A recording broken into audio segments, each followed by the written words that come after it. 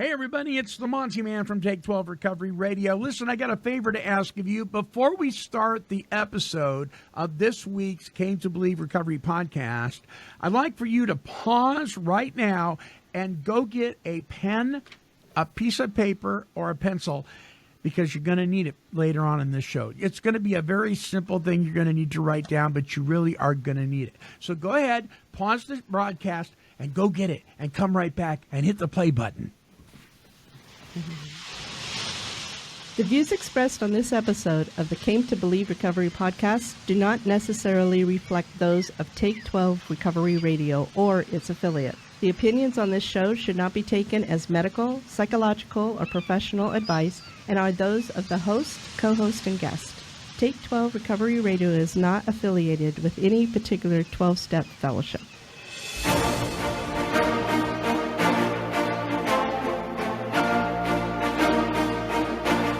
Well, greetings, my friends. I am the Monty Man from Take 12 Recovery Radio, and this is the Came to Believe Recovery podcast.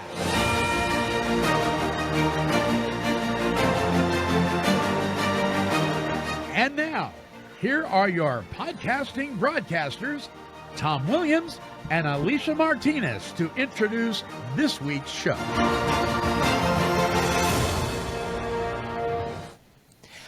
Welcome, everybody, to Came to Believe Recovery podcast. I am Alicia from the West Coast. We have Tom over there from the East Coast, and our producer, Monty Man, who's also on the West Coast with me. Hello, you guys. Hey, Alicia. Hey. Alicia. So we wanted to start this off just quickly with something that we want to address. We did get an email from somebody, and we're going to start with that and just address that. And so we take that to you guys also to hear. Like, you can email or contact us with questions, concerns, and we're not going to hide from them, and we're going to address them as best as we can. So, Monty, let me turn it over to you. We'll start with you. Yeah, absolutely. And I want to echo that sentiment. Folks, you don't have to agree with us. If you do, that's great too. So if you have objections or you have ideas or you have questions because you're not sure of something, these guys will do their very best to answer them and address them. And please, you can send them to me at take12radio@comcast.net. That's TAKE, the number 12, radio@comcast.net. We'll make sure that they get them.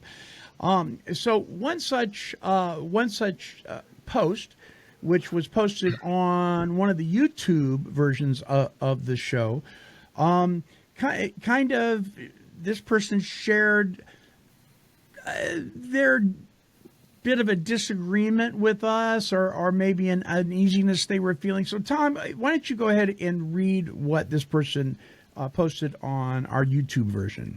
All right, thanks. And thanks, Monty. And Alicia, and I just want to echo what the two of you have said. I mean, we want to hear from you if you're confused, if you don't understand. And in some cases, we want to hear from you if you're dead against us. Because we know there's other people that are, and we'd love to talk about it with you on air. We're not afraid of anybody or afraid of a topic. So let me read this. This is a comment that was sent in by a listener. And it says, hold on one second. I'm going to read this for you guys as soon as this stops showing up. Okay. So this is from Sarah Gaffey, I would assume from her handle. And she says that 12-step recovery, this is a quote, 12-step recovery is not meant to be about any one particular religion. I believe in Jesus, but you're going to lose people of any other religion, spiritual orientation with this podcast. So that's a really interesting comment for us. And it's not an uncommon comment, I think, that we receive, Came to Believe Recovery, as far as, and I think AA in general, and even some churches get this, a comment that is, I think, rooted in, what's your definition of religion, right? We were talking before the show came on, and Monty and Alicia and I were like, religion or spirituality has a subjectiveness to it for people, that they will define religion one way, and so then they put us in that box, or they define spirituality one way, and then they put us in that box when we talk spirituality, and it's not ever what we meant. So to Sarah, I would say that while I believe what you were talking about is one particular denomination, I think that what people take with us, guys, and this is just my experience, is that when they hear us talk about the God of the Bible and Christianity and those that follow Jesus, which is what the founders followed, we aren't going to change that, and we aren't going to tell you any different. It is what they followed. It is what the program was based on, the Bible. It wasn't based on the Quran, and it wasn't based on any other text. We know that's not good news for some people that want to have it be all things for all people, but it wasn't. In actuality, it is all things for all people. Did I say that, Monty? I did say that. You can say that. But that people hear religion and they hear us talk about Jesus and they somehow put the box around it on what they've experienced in their life from the Christian world, the Judeo-Christian, the church they were raised in, the people they know, the people in churches. And so they get a bias about it. And we don't like that bias either, Sarah. We take effort in the retreats to break that bias from people. And we want people to come in with their denominational bias and their denominational issues, which it tends to be. It's not always, but it tends to be. And talk to them about breaking that structure that that didn't work for them on many levels, and allowing them access to the creator supernatural intelligence of the universe, which the Big Book and 12 Steps does say that they want you to reach out to. And it also says that for them starting at a place that they didn't particularly name him, except they were open to the supernatural creator, did lead them to their belief and understanding of the God that was the God of the Bible. They started with it. So while I will disagree with you that there's no religion in the Big Book, I think there is a particular religion. If you define religion as this big picture category of Christianity, or a follower of Jesus, or the believer in the New Testament of the Bible, then I would say, yes, it does talk about that, actually, in it. If you are commenting about a denomination, a specific way, a specific set of doctrine or dogma, then you're right. It does not talk about that. But it's certainly a subjective thing, guys. It depends on how you define religion. People call me religious all the time, Monty, and I say, no, I'm not religious. I'm spiritual. I'm not religious, because that religious means that you follow some strict rules and guidelines and stuff that to many people. Anyway, so that's my 2 cents on that. Well, that takes the relationship out of it, right? When people say you're so religious or something to me, I kind of say, I don't know what they're thinking about that word, but for me, it's more of a religious, it's a relationship that I have. And then maybe I am doing those practices that are in the religion. But there's so many, like you said, there's so many people that say spirituality and they mean this, and then some mean this, and some mean this. So we have to know where the context is. And right. Sadly, we don't have her here to talk to us. So we're kind of reading into the email of what we think it means. Right. But she can always email again. Yeah. So I'd like to say this. It's interesting because in the Big Book of Alcoholics Anonymous, when it's in the chapter working with others, it says that if we're working with the new guy, the prospect, we should get kind of an idea of his religious leanings. Why do we want to know that? Mm-hmm. Right? Because we're going to be talking about religious leanings. Right. And we want to make sure we don't alienate him. We want to make sure that we're not condemning or criticizing his belief system, even if it is totally anti-God in the beginning, right? But we want to know. We want to know. So we're going to talk about that stuff. And the big book talks about, hey, we're going to talk about God. And that's not good orderly direction or group of drunks. We're going to talk about God, the Creator. We're going to. Bill is warning us. Look out. This is a controversial issue, but we're going to talk about it, But you guys, I think it always makes me chuckle a little bit when people, even Christians that I know, when they object to not religion, but to organized religion. They put that word in there. Organized. And I always say, what do you mean by that? And nobody can tell me. And so, but I did have a gentleman who told me, he says, I object to organized religion. That's why I love Alcoholics Anonymous so much. And I said, what is it about organized religion that you object to? He said, well, they stand behind a pulpit and they pound a book and they say it's the only way. They're very dogmatic. In this book, this is the only way. I said, okay, what else? He said, I don't like the fact that they ask for money. I feel like I'm being prodded to give money. I said, okay, what else?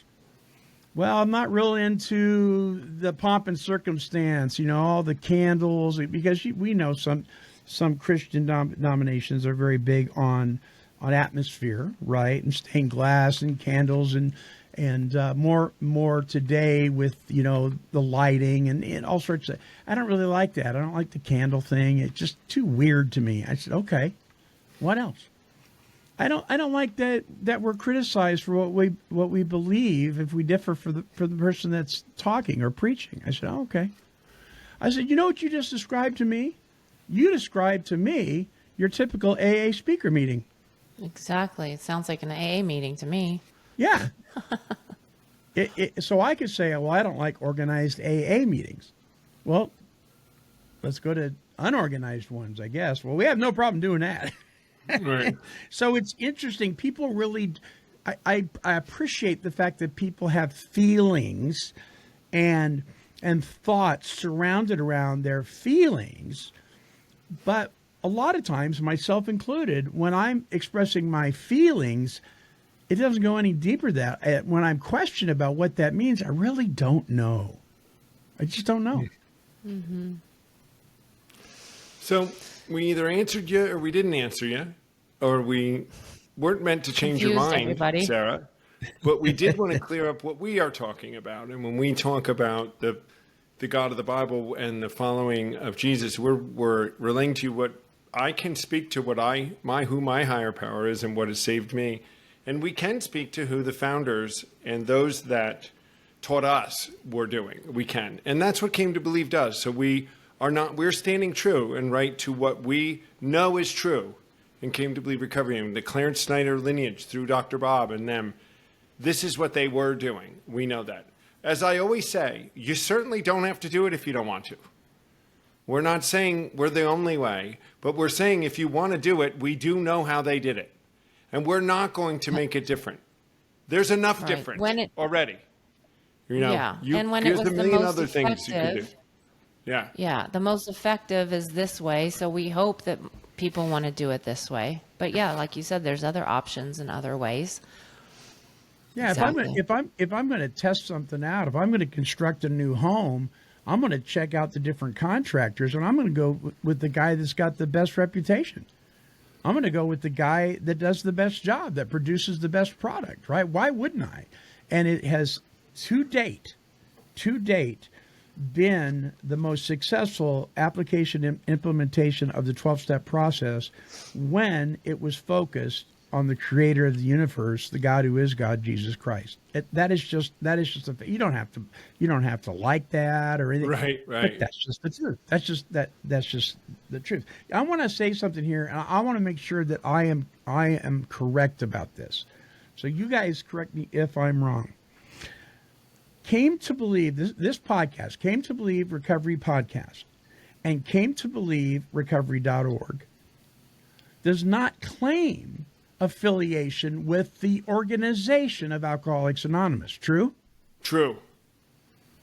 Yeah. So we as individuals, that may be a different story, but as far as like Take 12 Recovery Radio goes, there's a disclaimer at the beginning of the show. As far as Came to Believe Recovery goes, we're not bound by specific traditions or whatever, rhetoric or whatever, because we're not that. So when people put that on us, well, you gotta follow this, and you gotta be, well, no, we don't. Mm-hmm.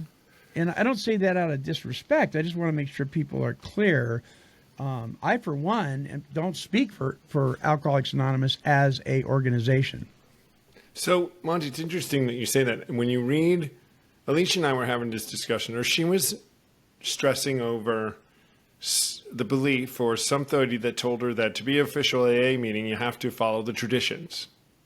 You have to do certain things. And when you read the actual rules inside what to start an AA meeting, it does not say that you have to follow the traditions. It's very open in what the group conscience can decide it wants to do. There's a lot of wiggle room. Right, which means they're not that organized, actually, which I think is a downfall, guys. So Came to Believe Recovery, this is a conversation we'll get down someday. I really personally believe that them not taking money and not organizing a little back in the 40s was a mistake. I think that they should have and just held themselves accountability, because the idea that one of the traditions is not that the 12 steps are the focus of a meeting is an aberration to me, if that's a word. It's unconscionable that that's not one of the traditions. That that the meetings have to focus on the steps. I just can't even imagine it. But we are not part of whatever, we don't fall under a set of rules that actually, when you look at the rules, aren't even any rules. So I could say, theoretically, Monty, we are part of AA because we've got a group conscience. We decided to do this. We're following the 12 steps of Alcoholics Anonymous, and we use the book. So we might be more AA than most AA is, actually. I agree. My mentor, Chris S., always says, look at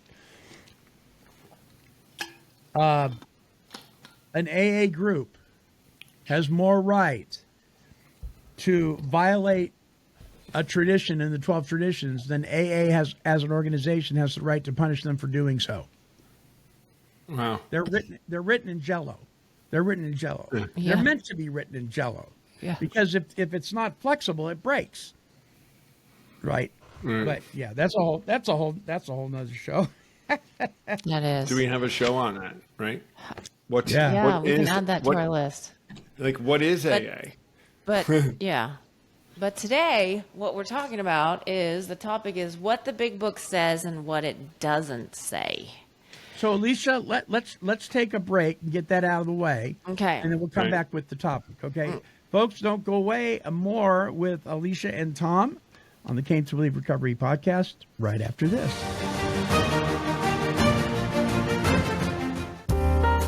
Hey, you. Yeah, you. Listen, Came to Believe Recovery is excited to launch our brand new 12-step recovery Zoom meetings tomorrow, Wednesday, April 3rd at 3 p.m. Eastern Standard Time, and every Wednesday following.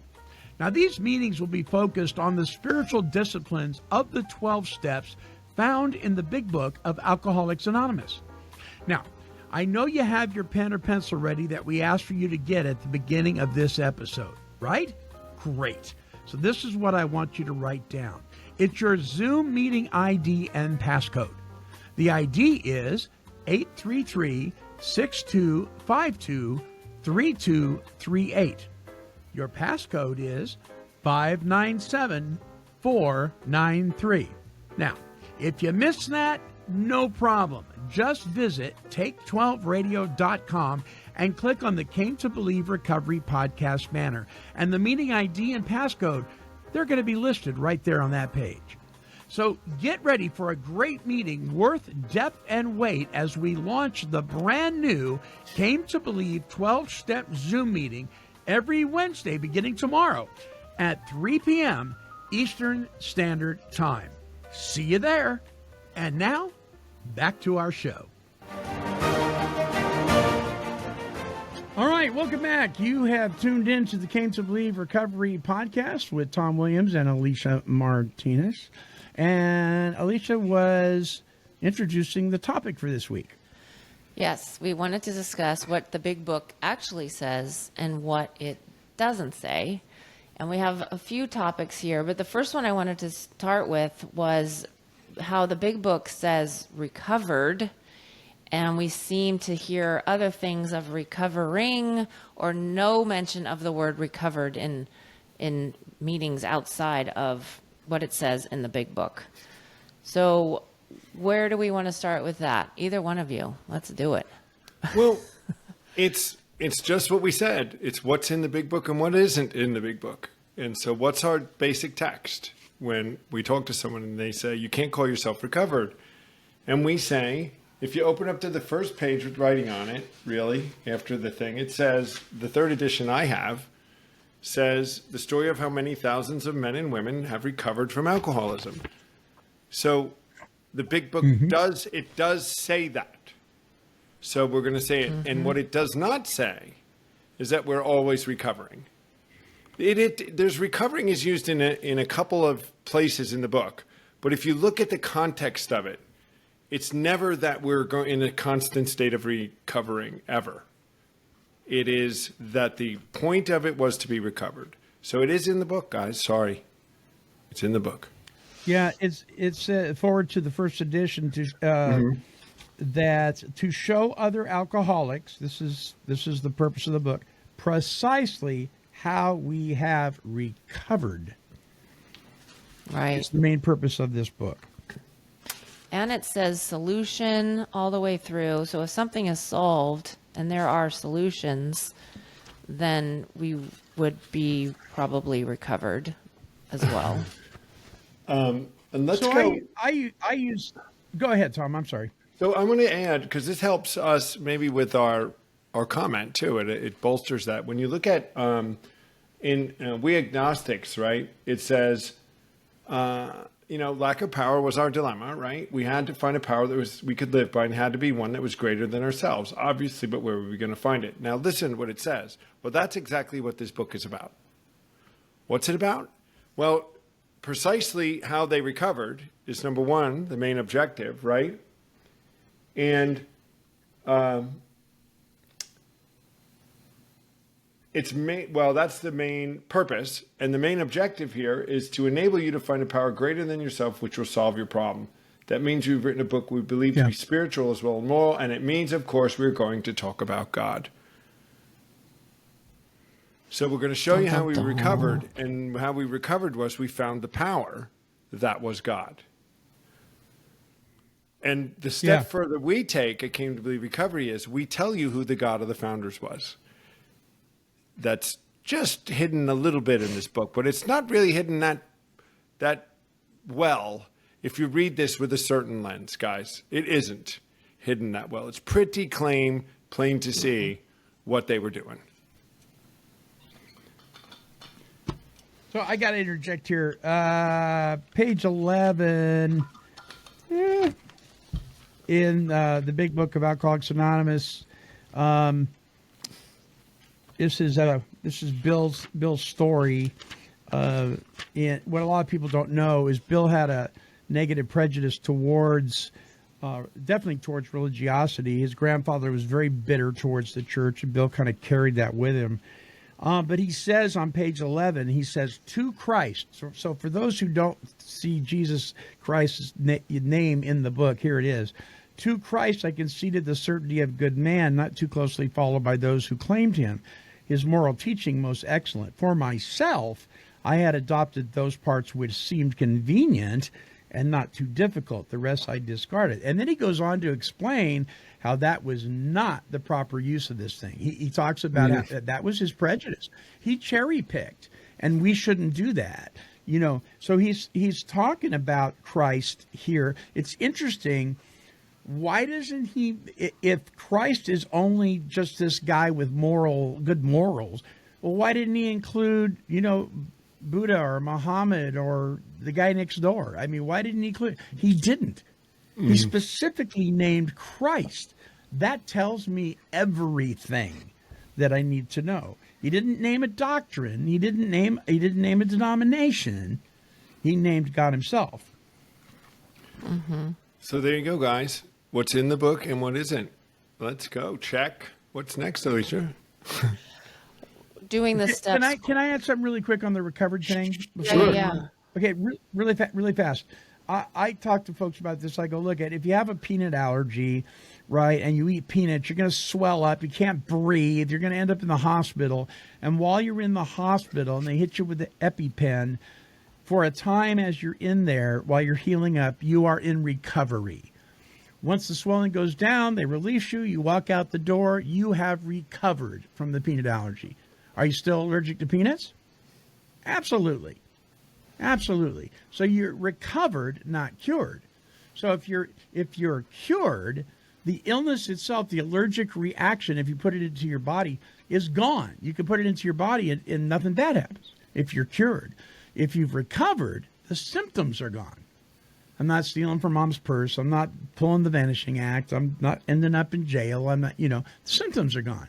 Am I still allergic to alcohol? Yes, but I have recovered from the damage that the alcohol abuse had caused. See, I think that's, and people go, oh, well, that makes sense now.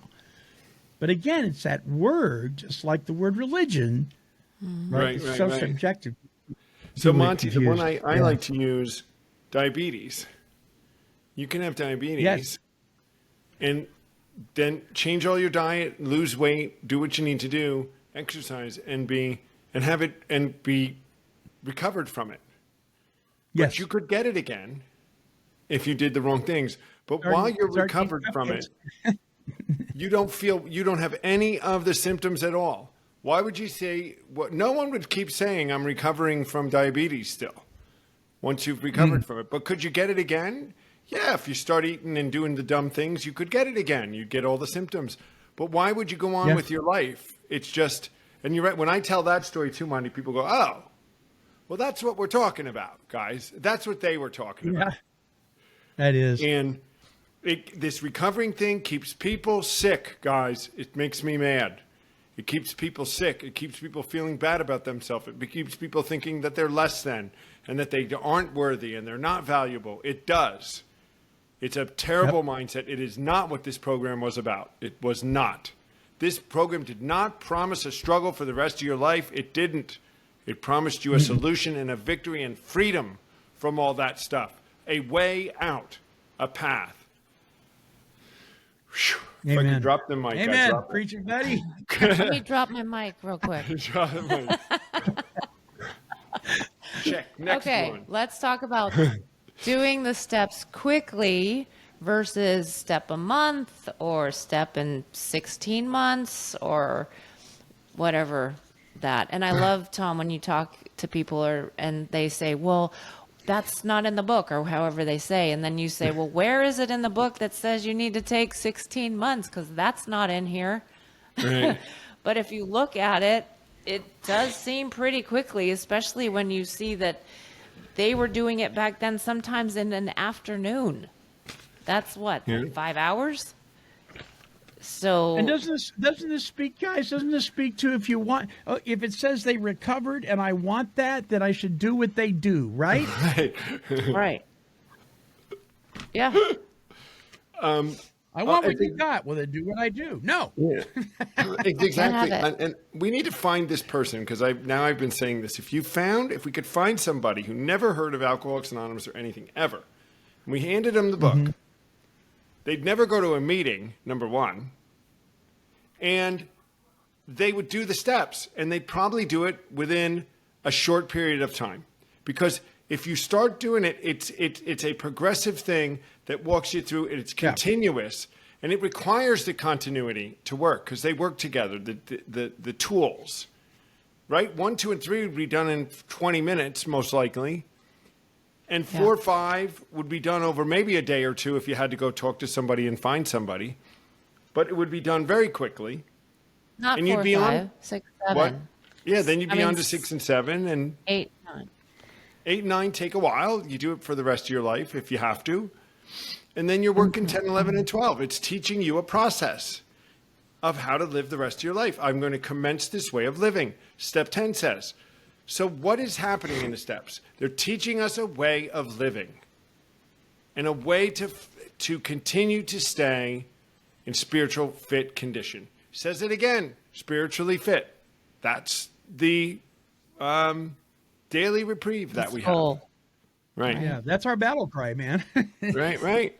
So there is no indications in the book to take one a month. There's no wording about it. There's no instruction that says that. So while there's no particular, and this is what I do say, at least, there's no particular instruction to say that you do it in an afternoon. There's tons of indication like next and immediately, and we took an hour. There's lots of very clear indication to say that they moved quickly through this. How do you do it next? In fact, from 3 to 4, steps 3 to 4, it says next we launched. It's an Air Force term. It means 0 to 200 in seconds, right? We don't go, okay, we're done with step 3. Okay, see you next week. Right. No, when I work with a sponsee, we go steps 1, 2, and 3, and we go right into 4, and we do all of that within an hour or less. Alicia will always say at retreat, all. What does all? When she looks up all, what does it mean? It means all. And when you look up next, what does next mean? It means next. It's the immediate thing that follows the thing you just did. Go to Webster's. It's something like that. It doesn't say stop. Yeah. Let me talk. Well, we got to look at then why practically, how did it become a year and 16 months? And treatment. Yeah. Mm-hmm. And people maybe just practical reasons, like their sponsor doesn't have time or doesn't know. And then there's Celebrate Recovery that has 4 books that you need to get through. So it does take 12 to 16 months to get through their program, which is, deep and you're getting into it, but it's not what they did. Yeah, go do that afterwards. Go through your 12 steps, have a spiritual awakening as a result. And by the way, you cannot have a spiritual awakening as a result of steps you haven't done. And you can do that. And then if you want to go back and you want to dig into the muck and the mire, you're free to do that. But I got a hunch that if you do have that spiritual awakening, you're gonna know something you didn't know when you started that you don't need to. Mm-hmm. Right. Because you're going to be free. I think too. I know it is that the sponsors and many people don't know. Number one, and there's people who don't believe that this can happen so quickly. How could this be? This happened quickly, and they just laugh at you. Full surrender. I think that the people coming in aren't making full surrenders, Alicia. We know that the rooms, the addiction rooms, and Alcoholics Anonymous are filled with a bunch of people that were not the same kind of people that were filled in the 1930s. Right. There's a whole class of people that may or may not be addicts. And so they're not at this place of desperation where they feel they have to take the action as deeply as we did, as I did. I had to take this action and connect. I had no choice. When you do it and you're there, it had to be done quickly. I don't know where it came from. And I do think psychology came into this in some stuff too. Therapy, Monty, with you got to overthink things and we got to do things forever and was part of that idea that these steps were to be taken out over time, of some lengthy time, but once a month or we just don't know where that is. How about this one? Get your walking around legs before you do the steps. You got to go to meetings for a while. Well, that's not in the book, God. Right? And if I could do that. Now, if you need, listen, guys, I'll tell you this, because we're going to talk about this in a minute, meaning some of the things that are said in AA today that are maybe not horrible. They're just not in the book, right? The 90 and 90 and stuff like that. They're not in the book. But is it a horrible idea if you're not quite sure and you need to go and sit amongst some people and listen for a few weeks or a month or two to help you decide whether you got a problem or not? I guess that would be okay if that worked. That might be a great function of the fellowship in the meetings, right? How could we say well, that? that's not necessarily a bad thing, but see, this speaks to the reason that people that have had a spiritual awakening as a result of these steps step up to the plate and make the approach to sponsor the new guy immediately. Because then they can guide them. They can meet with him. They have coffee with him. And then they can kind of see, is this guy going to be okay to kind of listen for a while? But if he has no guidance, the newcomer should not, the guy in there for the very first time, should not walk out of that room before somebody makes an approach to him or her. If they didn't back in the day. That's not Yeah. Yep. Now, that's the other thing is, too, is, Monty, once they do decide, the next thing you do is the steps. As soon as they say, yes, I am one of you and I am unmanageable. Yeah. I'm an alcoholic and my life's unmanageable. Well, what's next? Not good for you. Now, more meetings. It's, all right, let's do the steps immediately. Yeah, it's like, make a gratitude list and call me next week. No, the gratitude lists are great, and I have my sponsees make them and everything, but that is not the first order of business. It's not. So I think I might write a white paper on this, but this is a good time to use this metaphor that I use, or I guess our analogy. Let's call the 12 steps 12 tools, right? Like tools, like screwdrivers, wrenches, hammer, blah, blah, blah. And you're going to build a house, and you need 12 tools to build the house. These are the 12 tools you need to build the house. All the different things that the house will need to be built correctly and stand firm forever are these 12 tools. If I give you one of the tools, Monty, when can you start building with just one tool? With just one, I could start today. What could you start doing? Could you really start building? Well, it depends on what tool you give. If you give me the tool that starts, look what he's saying, right? So if I give you a screwdriver, I can screw some screws into a panel, but the house isn't being built. No. If I give you all 12 at one time, let's say, and we're going to say that you don't know how to use any of them. Right. But if I get expert at one, it's still going to take me 12 months. But if I'm expert at these 12, I have them, I've practiced, then I can use them together to start building the house. A year. And I've forgotten what I do with the screwdriver by the time I get to what I'm going to do with the nail gun, right? Exactly. Which was the other part of this, right? It didn't flow together. But if I give you all 12 and take you through a process of showing you how they work and then guide you in getting better at them, that house gets built right away. It starts getting built. You make mistakes, but you have one of the tools is to fix the mistakes. So you can pull the nail out with the back of the hammer. See what I'm saying? This analogy, it works. Yeah. It works. Yeah. It does. Yeah. You can start building day one. Maybe not great, but it's better than where you were before without it being built. So the steps got to be done. They're meant to work together, guys. A few of them are meant to flow right one into the other. The principle from one is needed for the next one. It needs to be fresh in your mind. They build on each other. It was never meant any other way. It was never done any other way. And when it was done and the most successful, that's how it was done. Come to Came to Believe Recovery, retreat anywhere. And this is what we're going to show you.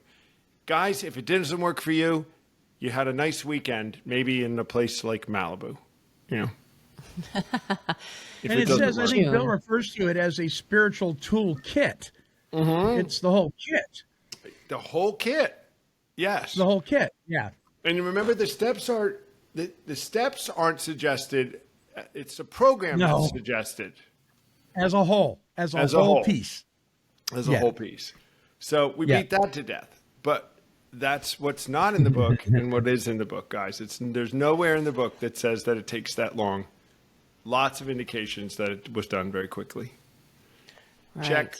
All right. Here comes a doozy. Are you guys ready? Uh-oh. Conception of a God versus your own concept, or whatever they think that means, right? So let's hit that one. All right. All right. I like to go with this. So I will say this at retreats, right? I say, Alicia's heard me say this a bunch of times. I'll say, all right, hold on, guys.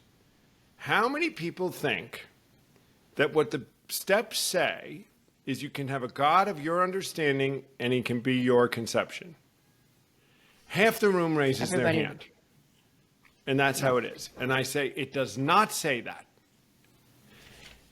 They're separate statements. It says they turned their will and the life over to the care of God as we understood him. It's written in past tense.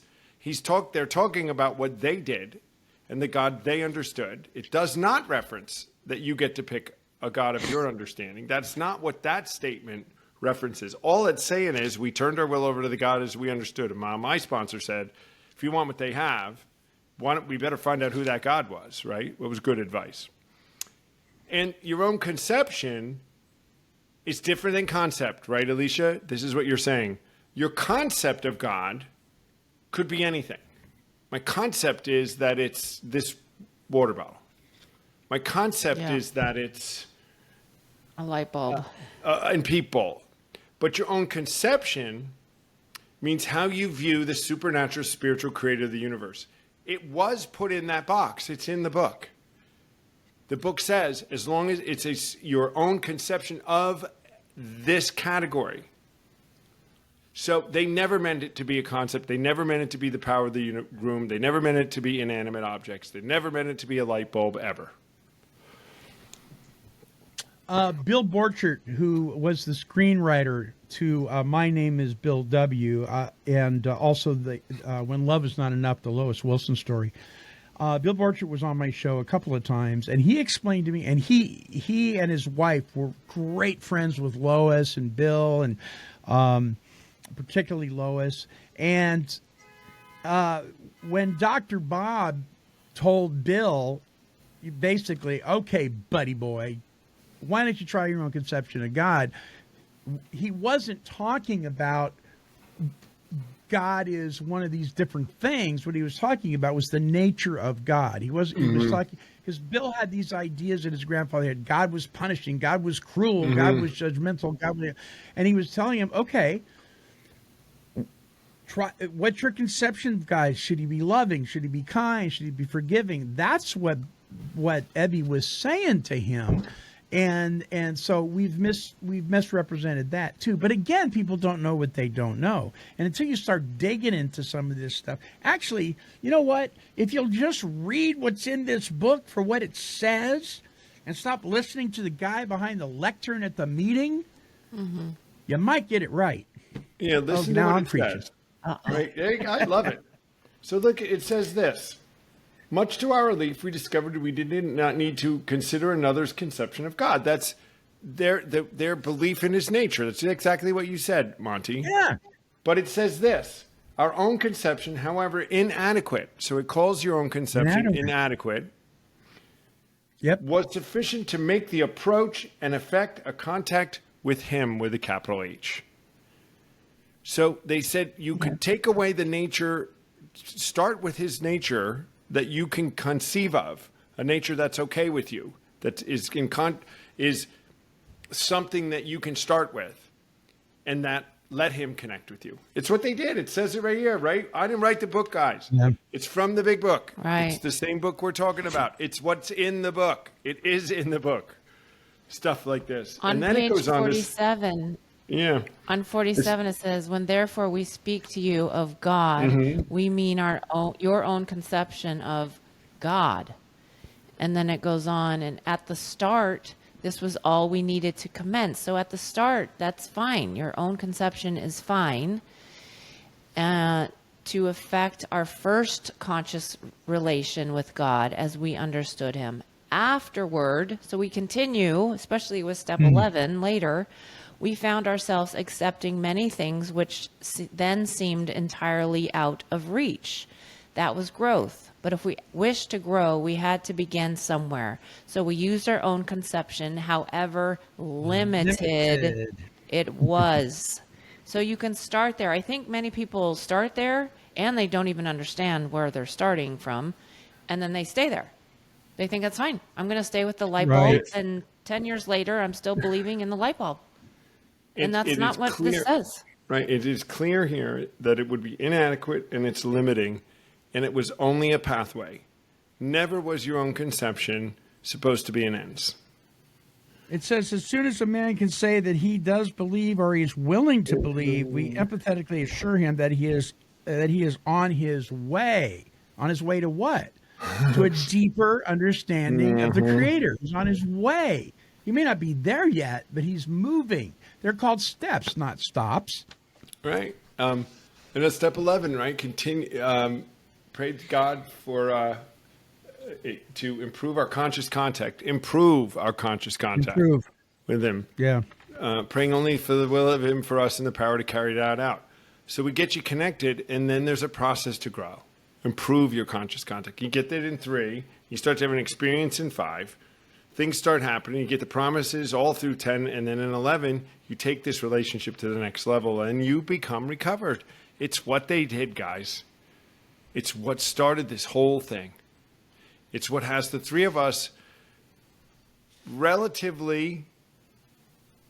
That's not a strong enough word.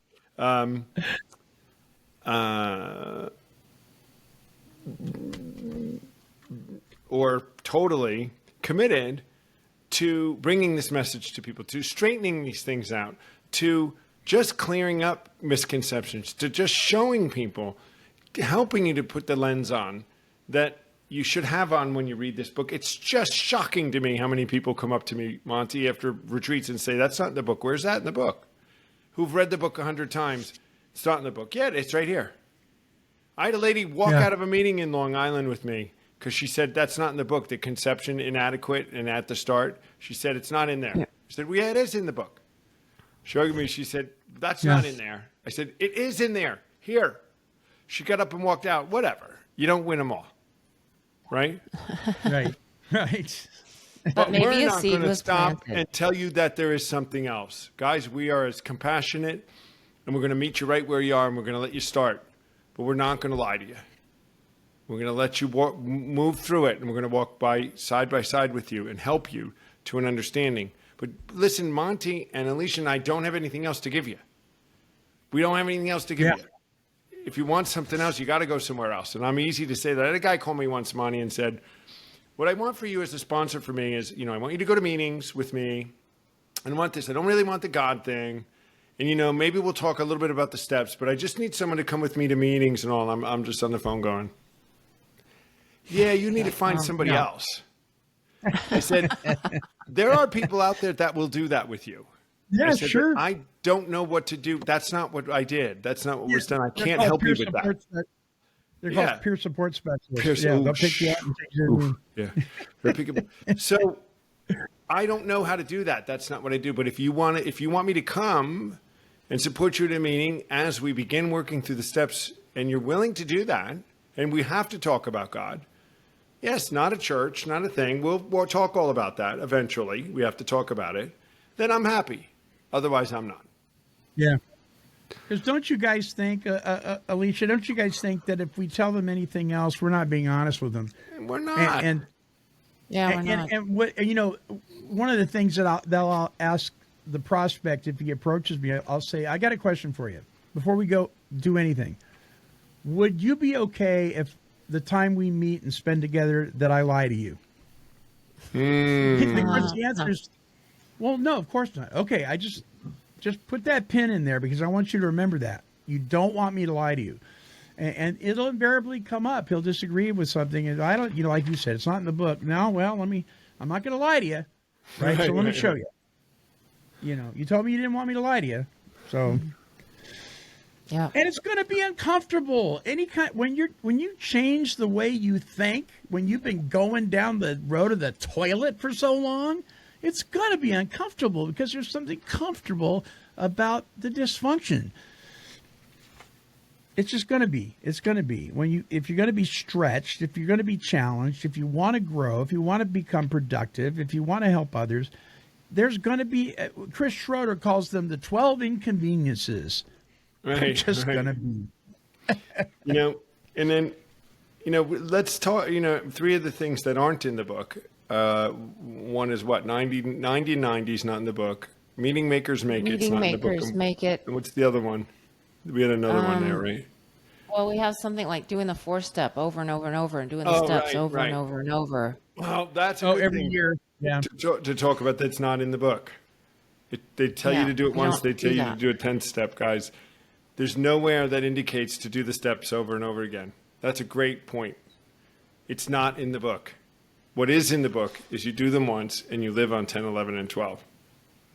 But 90 and 90, like, is not in the book, even though we will all concede here, maybe it's not such a horrible idea for some people to have to stick with some meetings. I did 100 meetings my first couple months just because I needed something to do.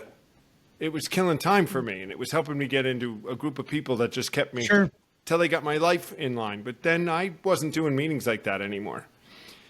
And Meeting Makers Make It is such a half-truth. If the meeting's taking you through the steps, yes. If not, I mean, I just don't know how to even comment to that. We want to do a shirt called Step Takers Make It. Not meeting Yeah, it's not makers. it's Right. the meeting. It's not. It's the steps you take, not the meetings you make. Make it right.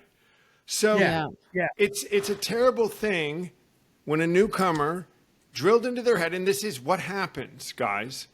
You got to go to meetings. If you didn't make it, you didn't go to enough meetings. You got to go to another meeting. Got to go to another. I've heard people not go to work, have family problems, miss kids' recitals because somebody told them they had to be in meetings every minute of the day. And that is not what it was about. It was not. No. And I have never uttered the word in this sobriety, I need a meeting. I've never uttered those words. Like, I need a meeting to stay sober today. I guess I could say I need a meeting because I really want to go help somebody. I need to go help. I'm feeling like I need to help somebody. I think that would be the proper context to use it in. Should Yeah, we but go I to think- meetings? It's a different story, right? Alicia, Yeah. what were you gonna say? Yeah. No, I was just going to say again, maybe it's the wording again and how you're defining that is different than kind of what other people might be defining, because I feel going to a meeting, it's not, and I'm not saying I need to go to a meeting, but I do feel better sharing and getting it out and being around people like me. So I think again, it's language, right? So you're and I attending don't the feel fellowship. like I'm gonna. I would say you're attending the fellowship, and we didn't get to that. Yeah. But there's a difference between that. Well- There's the steps in the fellowship. The fellowship has a place, for sure.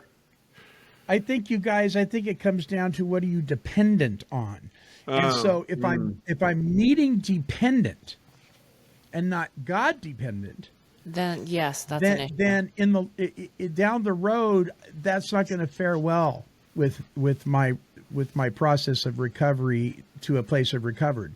Even if I'm step dependent, you guys, if I'm step dependent and not dependent on the one the steps are pointing me to, then I'm dependent on the method instead of the method giver. If I'm prayer dependent and not dependent on the one I'm praying to, I'm dependent on the method again. And so what we have is a lot of people that are meeting dependent. And you know, in the beginning, I get it. I mean, I needed a safe place to go because I was surrounded around a bunch of meth heads and people that, I mean, I had to get out. I had to do a geographical a little bit, and I had to surround myself around people that I could be safe with, you know. But again, just like the God issue, it was a place to start. The whole purpose of the steps is to move on from there. Right. And if I'm going to miss, you know, now at 26 years of sobriety, if I miss a meeting, I'm going to drink. I've missed the point for 26 years. You sure have. Yeah. That's insane. I mean, and I think that's the point. I want to just, my disclaimer is, you know, I mean, we have in the past, Monty, and Alicia knows, we get accused of being meeting bashers, you know, because and we aren't, but we are.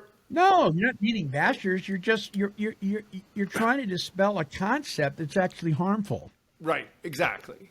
Meetings, you know, and there's meetings going on all over the world. And if somebody goes to that meeting and I guess doesn't drink today and finds some fellowship and finds some camaraderie and never takes the steps but don't drink, I guess how could that be all bad? It can't be all bad. They found a place. They didn't die that day, I guess. They But- may not be alcoholic. they But might if not they're be white alcoholic, knuckling right? it, yeah, Right. but if they're white knuckling it and angry and now turning to food, but they're still going to AA, or they're beating their husband or their wife but they're sober, that's not going to work. And what we hope is that they No. run into one of us coming to one of the meetings one day. All they've done is change symptoms. They haven't changed the root problem. Exactly. We're almost out of time, you guys. Yep. Do we have any more? That was it. That was I've all got of them. one. If I could say it. Yeah. Sure. Progress, not perfection. Now, people say, well, that's in the book. Yeah, out of context. It says spiritual progress, not spiritual perfection. So I've known people say, hey, John, can you help move my couch tomorrow? Well, I just live one day at a time. I can't plan that far ahead. Come on, John. Well, it's progress, not perfection. Nah, you're taking it out of context. That's not it at all, right? It's important that we understand the depth of the spiritual healing that has to take place. And it's spiritual progress, because I'm not going to be a spiritual giant, but it is progress. You got to be progressing. Mm-hmm. So we use the excuse, well, it's progress, not perfection, to make to give ourselves a break and convince ourselves it's okay to stop. And you guys say something about, what was it? What is it? You didn't do something, you stopped. What is that phrase you guys use? Oh, you're not You're stuck. not stuck. You stopped. But you're not stuck. You stopped. Well, Right. I'm just kind of stuck because it's progress, not perfection. No, you stopped. Right. Yeah, so that one always drives me crazy. That's an Alicia-ism. Yes. I love it. Me I too. absolutely Well, love it. doesn't that tie into then at the start, you can start with your own conception of a God, Yeah. but don't stay there. Don't stay grow there. spiritually and grow and go. And look at your life. Are you more loving? Are you more patient? Right? That's part of all that stuff. Yeah. Yeah. Amen. All right. Well, we are out of time. This has been a great show, you guys. Yeah. Please, listeners, let us know you're out there. Listen, when you remark on any of the podcasting platforms that let you do that, or like when you make a comment on Google, even if you just do a thumbs up or a thumbs down, it helps with our analytics. It really does. And so we would really appreciate if you would do that. We've got a closing song that I think is totally appropriate. It's kind of comedic. It's called By the Book, and it's by Michael Purrington and the Messengers. I think you guys are going to get a kick out of this. Here we go.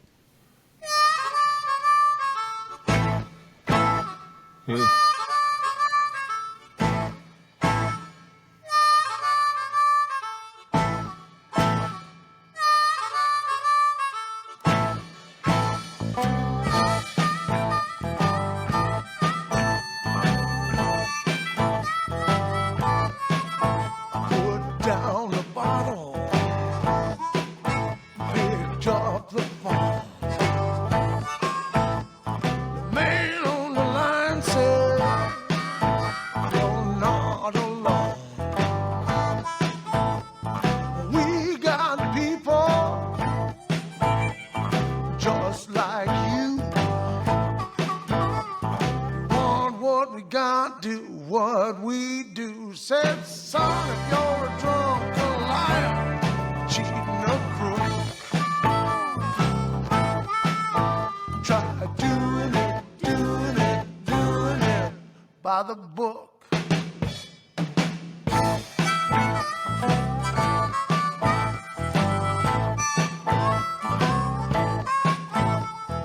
Made some meetings, didn't walk out. Listened up, shut my mouth.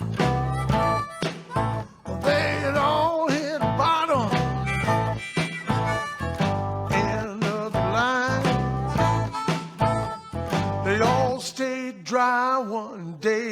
time. They said keep coming back, and that was all it took. I started doing it by the book.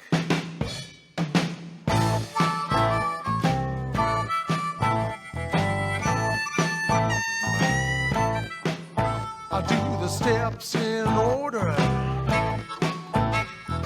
1, 2, 3. Try to help somebody like they help me. Now I stay sober and life goes right.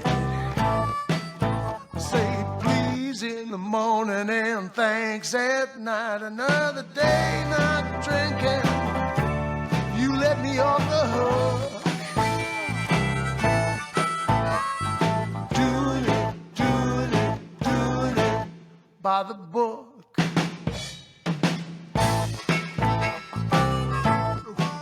By the book. By the book. By the book. By the book. The recovery music of Mr. Michael Purrington and the Messengers. Well, you can imagine going to flight school, right, to learn how to fly? Sitting in ground school and listening to the instructor, but never opening the flight manual. Then the day comes when you're handed the keys to that beautiful little Cessna 150 you've been just itching to fly. You jump in the cockpit. You turn the key. And, well, you can imagine what happens next, or what doesn't happen. It may be catastrophic. Or perhaps you read the book, but only the parts of the manual that make you feel good. What kind of success as a pilot are you going to have? Little to none, I would imagine. Well, it's really no different within the rooms of the 12-steppers, is it? We have a flight manual that was written with the intent to be taught, studied, applied, implemented, and then passed on, just as it is written. No editing, no personal agenda, no other reason than to be of help to those suffering that are seeking recovery from a seemingly hopeless state of mind and body. Now, this may not mean that you are always going to agree what's written within the pages of the big book, but whether we agree or not, it says what it says, and it makes no apologies for what it says. Why is that? Because the founders and authors knew what worked and recognized the direction that they were being given by the divine, God, our Creator. Important stuff. Definitely something to think about. Now, in closing this week's episode, I'd like to invite you to join several of us here at Came to Believe Recovery to be a part of our brand new Came to Believe Recovery 12-step Zoom meeting, beginning tomorrow, Wednesday, April 3rd at 3 p.m. Eastern Standard Time. The meeting ID is 833-6252-3238, and the passcode 597493. That's ID 833-6252-3238, and the passcode 597493. It would be so good to see you there. Came to Believe Recovery strives to create and promote opportunities for life-changing spiritual experiences for individuals and families suffering from all forms of addiction. For more information, help, and support, visit cametobelieverecovery.org. I'd like to thank you for allowing me to be your host on this episode of the Came to Believe Recovery podcast. And I would encourage you to like, bookmark, and subscribe to this show. When you do, you will join the Take 12 Recovery Radio family and will be notified of all of our recovery-focused shows throughout the week. Until our next broadcast, when we provide the essential spiritual tools needed to thrive by sharing our experience, our strength, and our hope through our stories of how we came to believe. This has been a production of Take 12 Recovery Radio. Yeah, kitty, kitty, kitty. Meow. Woof, woof. This has been a Chicken and a Pig production.